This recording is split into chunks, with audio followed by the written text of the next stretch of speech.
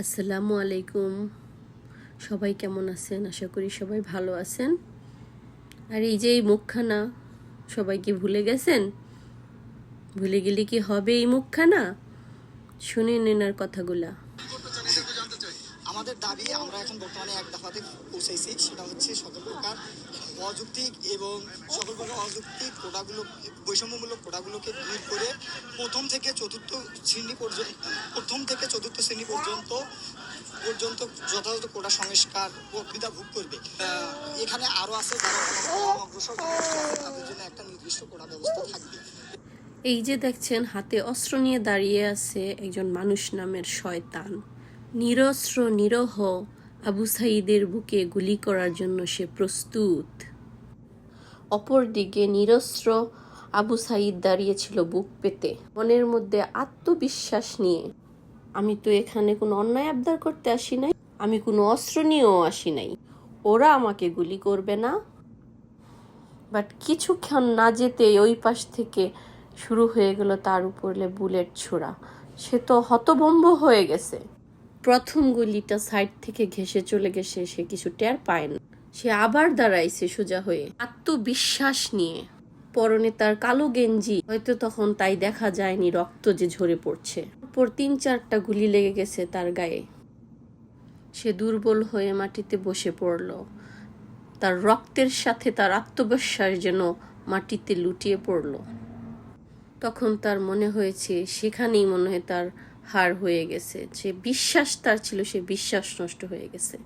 মাটিতে লুটিয়ে পড়ল আবু সাঈদ। নরপিশাচদের গুলির কারণে সে দাঁড়িয়ে থাকতে আর পারল না।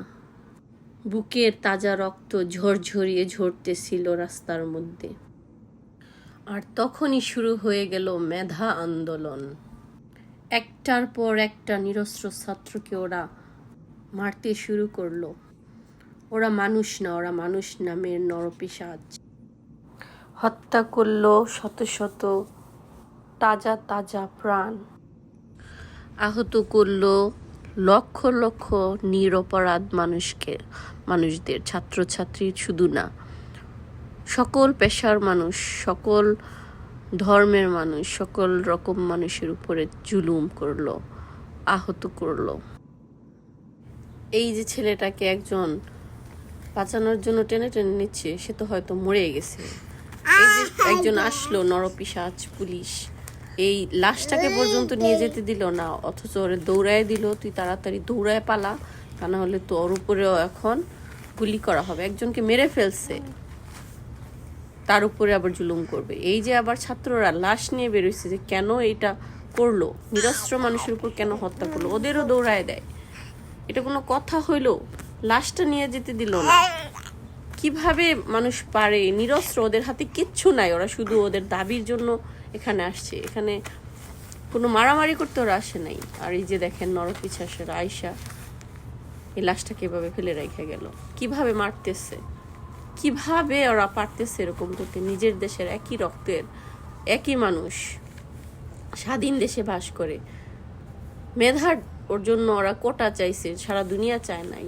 কোনো লজ্জা শরম বলতে কিচ্ছু নাই। মৃত বা মানে মরার মতো ছেলেটা ওকে কিভাবে ফালাই দিল। আর প্রাণ ছিল ওর, আমি দেখছি শেষে একটা শ্বাস নিচ্ছে যখন ফালাই দিছে। তারপরেও দেখেন, একটা না দুইটা না, এতগুলা লাশ, এগুলো কি ফিরে আসবে আর কখনো? কখনো না। শত শত ছোট ছোট বাচ্চা তাদের ধরে নিয়ে গেছে, কিচ্ছু বুঝে না। 7, 8, 9-এ পরে ওদেরকে খুন করছে, 7, 8, 9, 10-এ পরে ওদেরকে ধরে নিয়েছে। ওরা কি কোনো, ওদের চেহারা দেখে মনে হয় ওরা ওরকম কোনো পর্যায়ে গেছে এখনো? যার গেছে সেই জানে। এই যে আহাজারি, এই যে কান্না, সবকিছু ফিরে আসবে। কারো মার সন্তান ফিরে আসবে না, কারো বোনের ভাই ফিরে আসবে না। এই দেখেন আমাদের আবু সাঈদের লাশ নিয়ে আসছে রাতের বেলা। এত কষ্ট এক রাতের মধ্যে কিভাবে এটা সম্ভব হয়ে গেল? ঝরঝরা একটা প্রাণ শেষ হয়ে গেল, মেনে নেওয়ার মতো না। আমি অন্য মানুষ হয়ে মেনে নিতে পারি না, এদের পরিবার কিভাবে মেনে নেবে? আল্লাহ তাদের উপরে রহমত নাজিল করুন, আর সকল মানুষের উপরে সুবিবেচনা দিক, যাতে কেউ আর এরকম অন্যায় না করে। ইয়া আল্লাহ, তুমি সকলের ন্যায় অন্যায় বুঝার তৌফিক দিও। আপনারা কেউ ভুলে যায়েন না এই সমস্ত আত্মত্যাগের কথা। ওদের চাওয়া পাওয়া যেন সারা জীবনের জন্য থাকে। যে যেইখানে যেই প্রফেশনে আছেন, ছাত্রদের এই আত্মত্যাগের কথা মনে রাখেন। আর ছাত্রছাত্রী ভাই বোনেরা, আপনারা যেই কষ্ট করে এই বিজয় অর্জন করছেন, এটা যেন কখনো মাটির সাথে মিশে না যায়, সেটা অবশ্যই চেষ্টা করবেন। তা না হলে বৃথা যাবে সব কিছুই। বড়ভাবে আমাদেরও স্বপ্ন আসছিল এই বাড়িতে একদিন ওই ভাইয়েই আমাদের গাড়ি আনবে, আমরাও দেখবো ভাইয়ের নিজে পায়ে নামবে সেই গাড়িতে। কি গাড়ি ঠিকই আসছে, আমার ভাইয়ের নামে নাই নিজে পায়ে, মানুষে ধরে নামাইছে। অনেক কষ্ট। পরিশেষে সবাইকে বলবো, আমার এই ভিডিওটি বেশি বেশি শেয়ার করেন, পৃথিবীর সবাই যেন জানে। বেশি বেশি সাবস্ক্রাইব করেন প্লিজ। আর কোনো মুগ্ধ যেন এভাবে ঝরে না যায়, আর কোনো আবু সাইদ যেন এভাবে ঝরে না যায়। আমার ভাইয়ের রক্তে রাঙানো 2024 সালের জুলাই আগস্টে দিবারাত্রি আমি কি ভুলিতে পারি।